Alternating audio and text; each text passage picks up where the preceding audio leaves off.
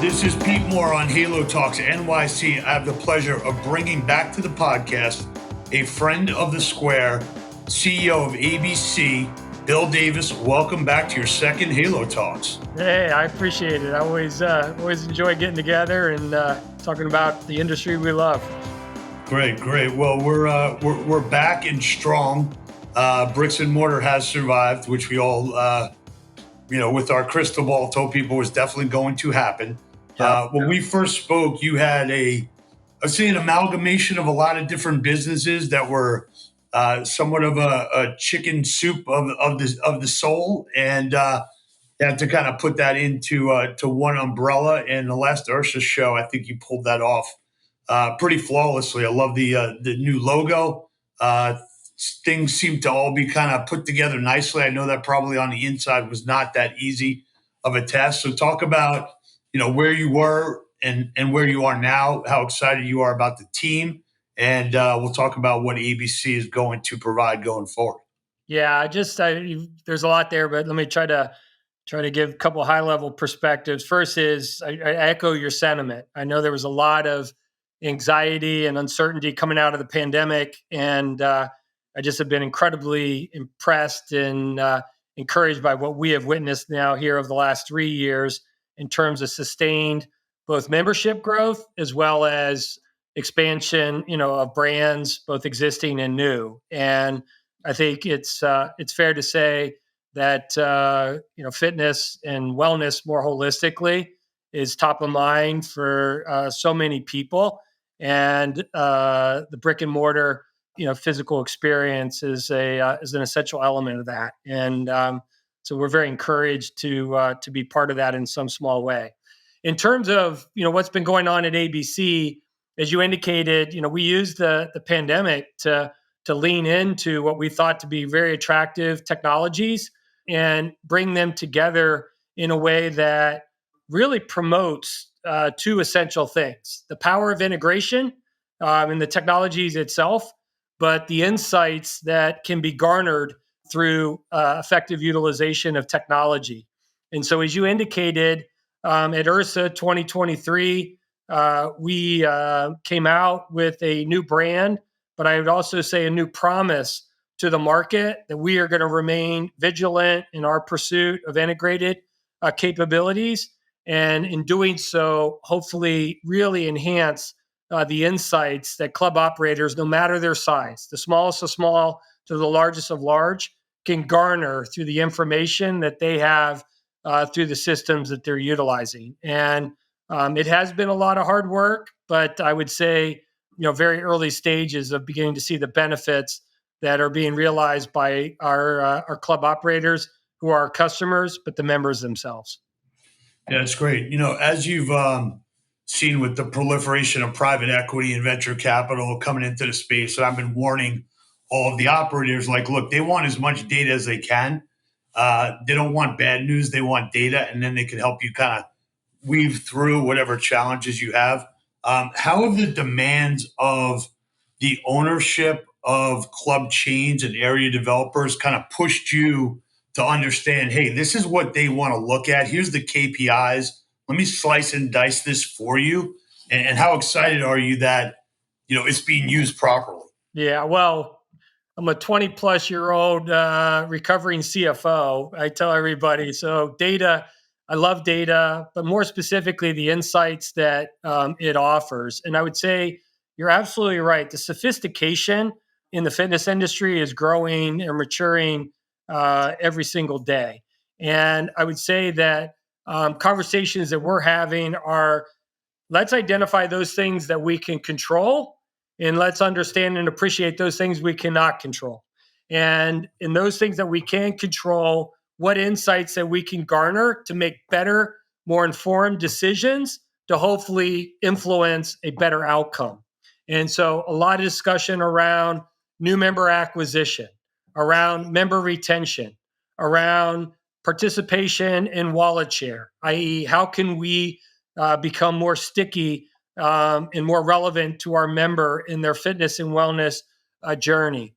And they want it not in on a push mentality. I often talked about, I walked into ABC where literally every night we were pushing tens of thousands of reports to our customers on a nightly basis, to where they wanted on demand.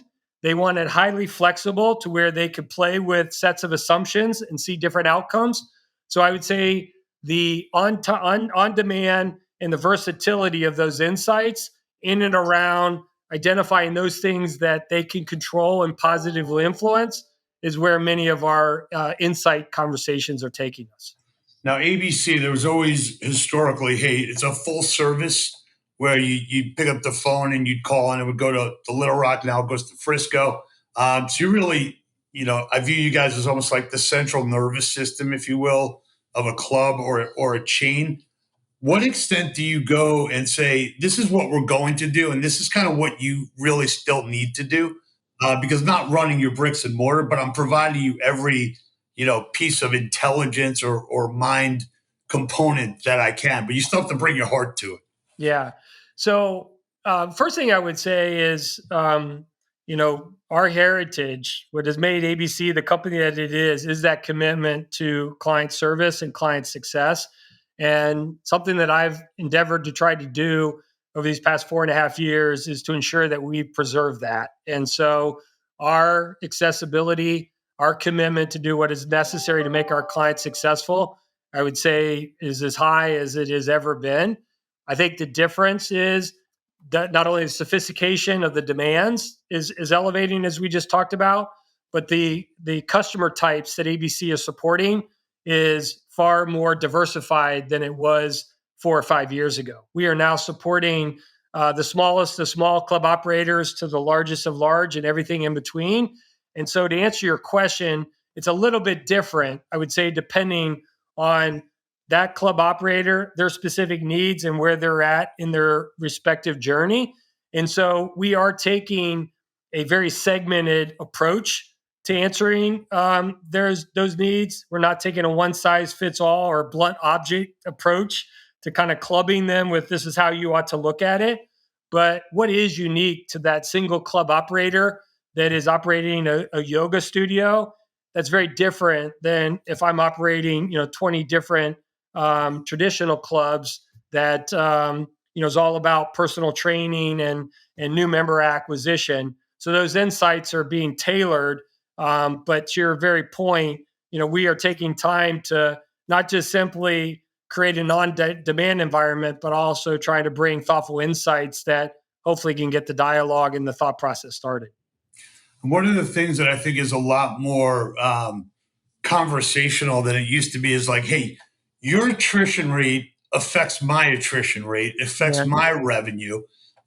So that on its own, I use this term.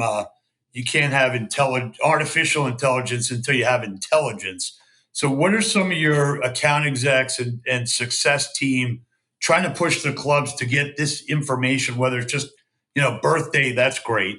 How about like where you work? How about what time you like to work out? Maybe what some of your motivations are or some of your issues. Like I miss a class a week in Soul Cycle because I wake up and think, oh, I didn't have a good night's sleep. I'm going to, miss this class. Well, if there was a bus picking me up or another member picking me up or my trainer picking me up, I'd probably be waiting outside because, that becomes almost like non-cancelable. So Yeah. how do you think about raising the industry and also obviously creating your own benefits on the SaaS revenue that you can generate from ABC and everybody wins? Yeah, I just, and again, I would attribute this back to the pandemic. I just, in all sincerity, have always embraced a member first mindset. So it has never been about necessarily elevating ABC's, revenues or even to a certain extent our customers, but more about, if we treat and are motivated to treat our customers' members the right way, then we're all going to benefit through that improved experience. And so, in the context of improving retention, improving engagement, it's really around the personalization of what's important to that individual member. They may care about their birthday, but for me personally, I don't like being reminded that it's my birthday because it's one more year, kind of around the sun, and that's it's been too many already. But in all seriousness, to your point of, hey, knowing that Bill Davis is motivated by that kind of that competitive spirit, and knowing that so and so is going to be in that class, and or the opportunity to even ride with so and so to make certain session together, understanding that about our members, to how much they're using their club for what purpose versus what they're doing outside the club, and how they're thinking about their wellness or their nutrition. Those elements, I think the technology is there. It's helping these club operators understand how they can more effectively, seamlessly leverage it to garner better, more curated, more personalized insights about their members, is to me the greatest opportunity that we have as an industry, that I think, again, with a member first mindset, is only going to yield benefit for all that are in the proverbial food chain, if you will.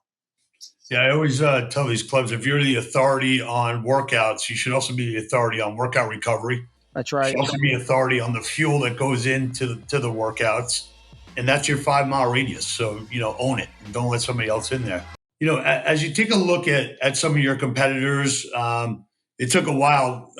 I've been in the industry since 1999. There was no private equity, there was no venture capital, and then they kind of flocked towards a lot of the recurring revenue businesses on the fintech side, such as Toma Bravo and yourself. Some of the things that were busted, I think, was that they were just 1 year contracts. Yeah. Now you're looking at 3 to 5 year contracts.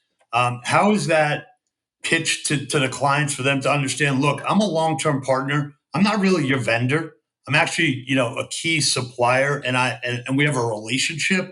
And that's not something I want to have to wake up and constantly bid every year to stay in business with you. And I'm doing investments on your behalf, and I have to let those investments kind of filter their way through. So how has that resonated with people? How is that compared to other industries you've been in? And how is that taking?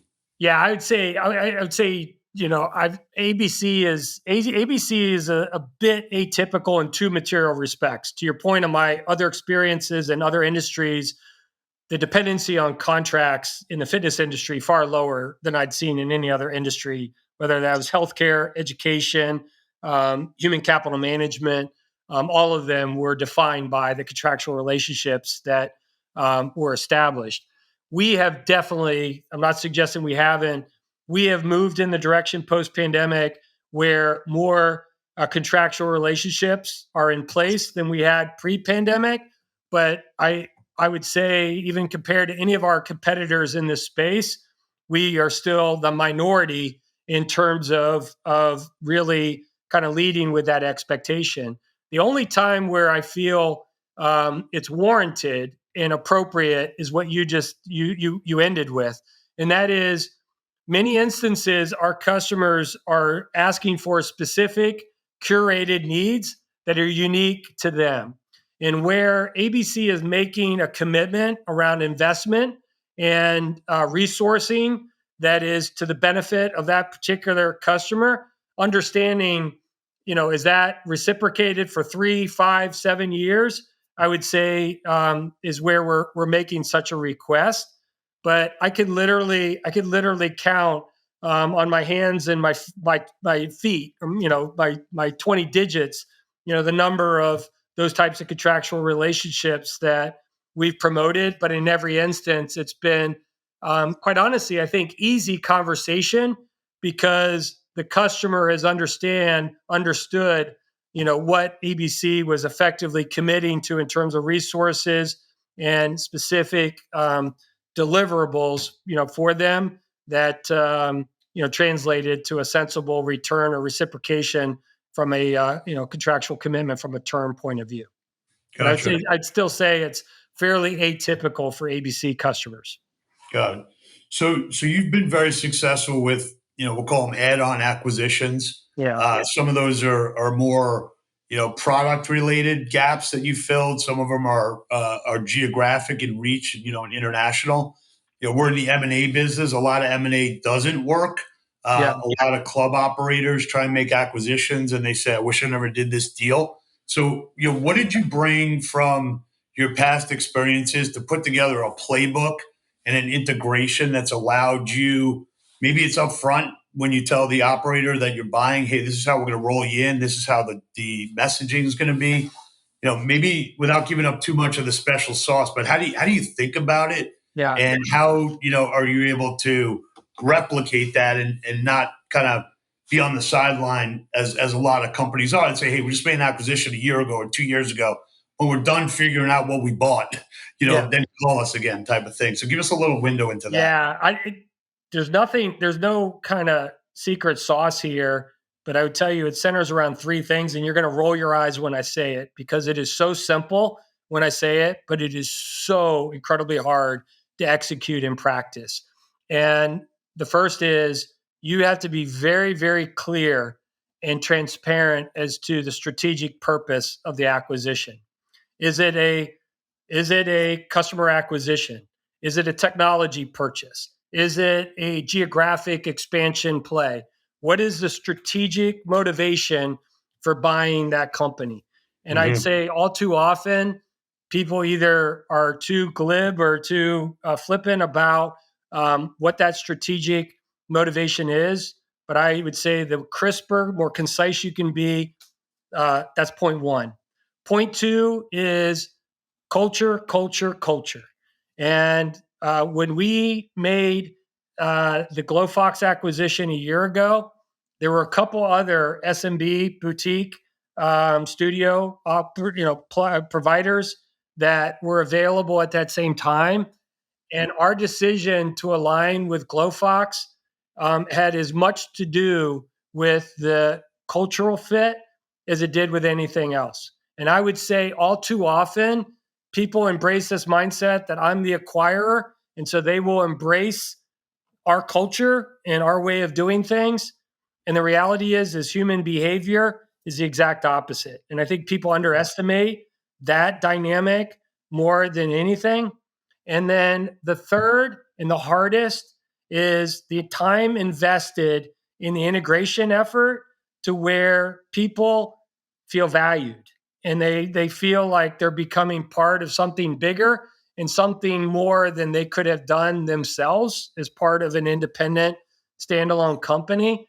And I don't profess that we're perfect in that regard, but I will tell you, Pete, the amount of time and energy, and I dare say the dollars that we invest in that deliberate engagement with our employee base is something that I think we do well. And I think it's what has caught, I'm very, very proud of the number of founders that are still in the ABC business. And they're not here because they have to be. They're here because they're bought into what we're trying to do as a company, which I think aligns all three of those dimensions that, again, I would say very easy to say, incredibly difficult to do. If I'm one of those founders that have sold to ABC, and I think I know most or all of them, and we've done a lot of podcasts with them. They were bootstrapping their businesses, even though they were generating a lot of revenue. What would you say, or maybe some of them have said to you, I love being here because X, Y, Z. Yeah. I think it's again, each one of us, whether it was Connor O'Loughlin, Sharad Mohan, Paulo Accio, all of them, do we see the prospect of us being together, creating more value for synergistic value for the markets that you are serving, or the same or less? And if it's the same or less, we ought not continue the conversation. So I think all of them would tell you that they saw the prospect of us being better together than we were apart. But second is, I think, our commitment to investing in how do we come together as a business in a better, more powerful way. Case in point, we actually, and I get teased about it, but we actually rebranded the business twice since I've been here, which is a lot. Most companies rebrand themselves every 20 years or what have you. In 4 years, we've rebranded ourselves twice. The rebranding that was just effectuated a couple of months ago was actually led by our desire to redefine and establish a vision and mission statement that the entire company could really rally around, and three stated values that we were going to commit to as an organization. And our demonstrated commitment to doing something like that conveyed to the organization that we didn't have all the answers. We weren't asking anybody to just simply embrace what was already there. We were going to, in essence, go try to figure this out together. And I think the level of support and energy garnered by such a, I think, willingness to self-reflect and commit in a new way, I think is quite candidly what makes ABC a bit special, a bit unique. And I think if you talk to those founders, I think that's what they would tell you. You know, one of the things that I was pleasantly surprised by when you did the rebranding is that you actually kept the word fitness, you Yeah. know, in the title, where I would say a lot of software companies and entrepreneurs that serve the space want to go broader. And they want to say, hey, I can service any bricks and mortar business that's in and around services related to, you know, we use my Halo term. Right. So what was the, you know, what was the you know, guiding light to say, look, the fitness industry is big enough. I don't need to go outside this. Yeah, it might look more interesting to, you know, an investor to say, hey, I cover all these different, you know, end markets, but you guys have kind of owned this end market with the core, you know, players to begin with. So maybe you could just Yeah. give us a little insight into saying, hey, this is what we do and this is what I'm doing, and I'm not trying to go find other markets. Yeah. So we did exactly as you intimated at the outset. We did the addressable market sizing, and we convinced ourselves there's more than enough opportunity within the fitness industry globally that we don't need to look kind of beyond that to have sufficient scale and growth to do what we're trying to do as a business. But then we convinced ourselves strategically that focus, that specialization, what we were going to be able to do from an investment perspective would allow us to differentiate ourselves from the competitors that potentially could be distracted or diverted in terms of allocation of resources as they attempted to serve needs that went beyond the fitness industry. And I believe it was the absolute right strategic decision because there's no ambiguity in who we're trying to serve, how we're trying to serve them, the technology that has to be built to serve them well, the services that have to come along with it. There's no ambiguity. And I think that focus, that specialization, I sincerely believe is going to pay us dividends for literally years to come. And the last question, you know, IHRSA used to be dominated by equipment vendors. You'd walk in, and it would be six equipment vendors spending millions of dollars on their layouts, having every employee and salesperson across the world there, showing people new treadmills and ellipticals and so on and so forth. I feel like the last two IHRSAs has really been dominated by guys like you. So do you feel like that was, you know, another visible outcome that look, this is about data, this is about members, you know, there's a lot of equipment, but Yeah. the game changer is the technology. Yeah, I think, well, I'd be remiss if I didn't give Liz Clark and the entire IHRSA team credit for broadening the tent. They made a bigger tent. She recognizes that the partner community to fitness is just that. They're partners. I want the fitness industry to be successful, not for the sake of ABC, but for the sake of the industry as a whole. And I believe if it is, ABC will play its part and hopefully do well in the process. But I think Liz and team recognized that there was a need to think broader, to be more inclusive. But I also think the market demands, as you pointed out, that to successfully run a fitness brand, that you have to be about the technology, about the insights, about the experiences, and more about the personalization. And I think you're just going to continue to see that balance in future IHRSAs, you know, continue to recalibrate around what is bringing those insights, those differentiations, those curated experiences. I think that's where the fitness industry as a whole is going. Great. Well, I don't know if you hear this enough, but great job on execution, on leadership Thank you. through the toughest time that we've had, and really moving forward. Also, your industry insights that you released to everyone. It's not, held in isolation just for clients is really helpful. So I appreciate you guys doing that. I used to go to summer camp, so they used to say a happy counselor makes a happy camp. So a happy technology company makes a happy client and a Yeah. happy member. So keep doing what you're doing. We're big fans, and look forward to seeing you in person at the next IHRSA and futures to come. Thanks, Thanks. Pete. I really appreciate it. I always enjoy talking to you and appreciate what you do for the industry and just the opportunity to give us this platform to have these types of conversations. I really appreciate it. You got it.